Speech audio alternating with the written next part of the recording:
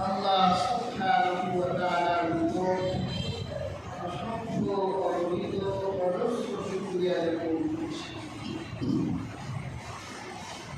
যে মহান আল্লাহ সুবহানাহু ওয়া তাআলা পবিত্র জুমাতে আপনাকে এবং আমাকে জুমার ঘরে আসার এবং বসার শক্তি সামর্থ্য দান করেছেন। সেজন্য আল্লাহ সুবহানাহু ওয়া তাআলার উপর কালিমাতুল শুকর আদায় করছি। আলহামদুলিল্লাহ। হাজিরিন, সূরাতুল হুজুরাত থেকে 12 নম্বর আয়াতটি তেলাওয়াত করেছি। আয়াতটিতে আল্লাহ সুবহানাহু ওয়া তাআলা বলেন, ইয়া আইয়ুহাল্লাযীনা আমানু ইজতানিবু কাসীরাম মিনাল যার। হে ঈমানদারগণ, তোমরা ম্যাক্সিমাম ক্ষেত্রেই অধিকাংশ ক্ষেত্রেই ধারণা থেকে বেঁচে থাকো। ইন্না বা'দায-যান্নি ইসম, নিশ্চয় এমনও ধারণা আছে যে ধারণায় রয়েছে পাপ। ওয়ালা তাজাসসাসু ওয়ালা ইয়াগতাব বা'দুকুম বা'দা, তোমরা একে অপরের দোষ বুঝো না, একে অপরের গীবত করো না। আল-ইউহিব্বু আহাদুকুম আন ইয়াকুলা লাহমা আখিহি মাইতাতান ফাকারিহতুমু, তোমরা কি তোমার মৃত ভাইয়ের গোশত খাওয়া পছন্দ করো? অবশ্যই পছন্দ করো না। ওয়াত্তাকুল্লাহ, আল্লাহকে ভয় করো। ইন্নাল্লাহা তাওয়াবুর রহিম, নিশ্চয়ই আল্লাহ তওবা কবুলকারী দোয়া। সুবহানাল্লাহ। আলোচিত আয়াতটি থেকে আল্লাহ তাআলা মানুষের মধ্যে বিদ্যমান 3টি দোষের কথা বর্ণনা করেছেন। একটি হলো আল্লাহ পাক ধারণা থেকে বেঁচে থাকতে বলেছেন। আরেকটি হলো গোয়েন্দাগিরি করতে নিষেধ করেছেন, দোষ ছিল না।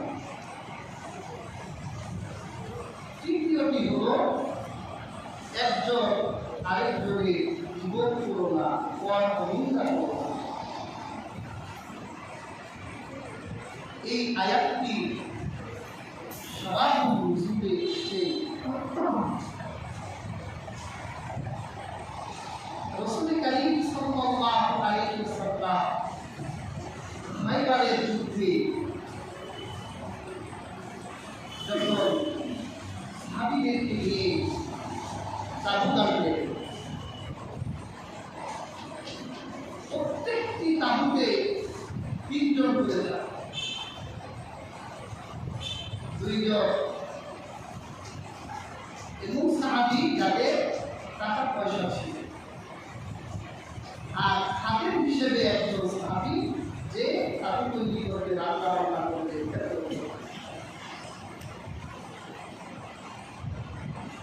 সালমান রাদিয়াল্লাহু তাআলা তিনি এক তাঁবুর খেদমতে নিয়োজিত ছিলেন।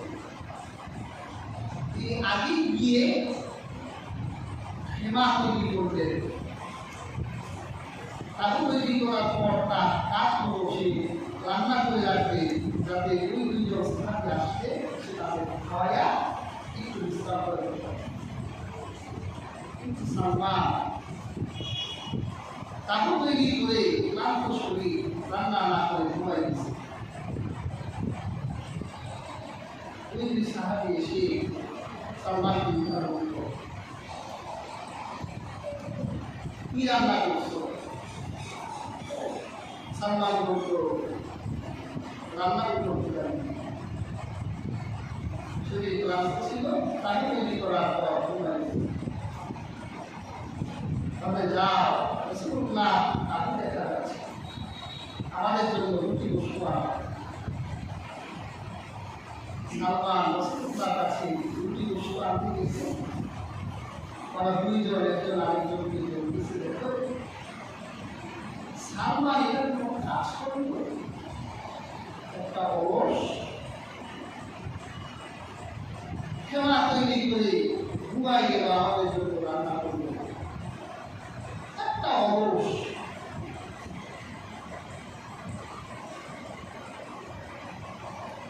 সালমান রাসূলুল্লাহর কাছে গিয়ে বলল, হে আল্লাহর রাসূল, আমার তাবুতে রান্না হয় নাই, আপনার তাবুতে কিছু রান্না হবে, কিছু রুটি গোশত দেন, আমার দুই ভাই সাহাবীকে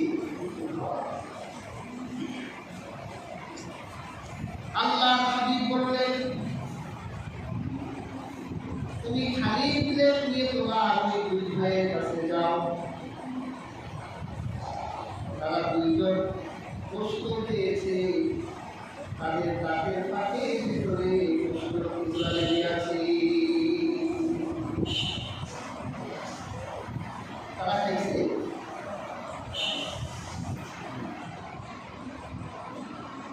সালমান বলল, হে আল্লাহর রাসূল, তারা কিভাবে খাবে, আমি তো রান্নাই করি নাই। রাসূলুল্লাহ বললেন, যাও, পেট ভরে গিয়েছে, গোশত পেয়েছে। হযরত সালমান তাবুতে গেলেন, সালমান খালি প্লেট দিয়ে রুটি খায়, গোশত খায়। আল্লাহ হাবিব বলেছে, আপনারা পেট ভরে গোশত পেয়েছেন, আপনাদের দাঁতের ফাঁকে গোশতের টুকরা লেগে আছে। আল্লাহ হাবিব বলে দিয়েছে।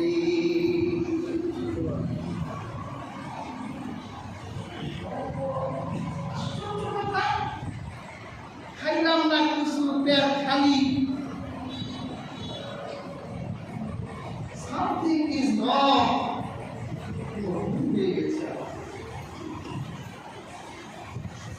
আল্লাহ হাবিবের কাছে গিয়ে বললেন, তাহকিরনি ইয়া রাসূলুল্লাহ,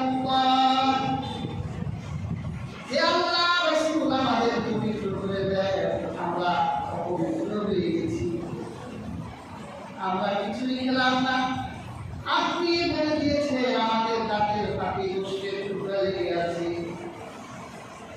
আল্লাহ হাবিব বলল, তোমরা কি এই কথা বলাই যে আমার সালমানের কাজ হলো সে শুধু ঘুমায় আর কোনো কাজ করে না? তোমরা কি বলাই বলে একটা বলেছি। আল্লাহ পাক এত নারাজ হয়ে গেছেন, আকাশ থেকে আমাকে ওহী করেছেন, ইয়া আইয়ুহাল্লাযীনা আমানু ইজতানিবু কাসীরান ইন্না বা'দায-যন্নি ওয়ালা তাজাসসাসু ওয়ালা ইয়াগতাব বা'দুকুম বা'দা। আল্লাহ বলেন, হাবিব আপনি জানিয়ে দিন, হে বিশ্বাসীরা, তোমরা যারা আল্লাহকে বিশ্বাস করো, তোমরা আল্লাহ থেকে নিজেদের বাঁচায় রাখো। তোমাদের অধিকাংশ ধারণাই মিথ্যে হয়ে যায়, আর এই মিথ্যে ধারণাগুলো পাপ হয়ে যায়। যারা এইরকম মিথ্যে ধারণা করে আল্লাহ পাক বলে সেজন্য মৃত্যু ভয়ে কষ্ট খেল। সালমানের ব্যাপারে মিথ্যে ধারণা করার কারণে আল্লাহ হাবিব করল আর কষ্ট দিয়েছে। সালমানের কষ্ট খেয়েছে, সালমানের কষ্টের টুকরাগুলো ওদের কাছে পাখি লেগে আছে।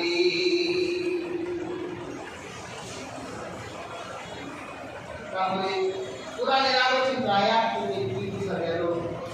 ধারণা করা যাবে না,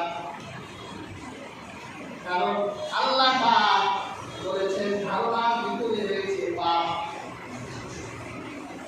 ধারণাটা দুই ধরনের হয়, একটা হলো বিষ্ণুর জ্ঞান, একটা সুন্দর জ্ঞান, একটা ভালো ধারণা আর একটা খারাপ ধারণা।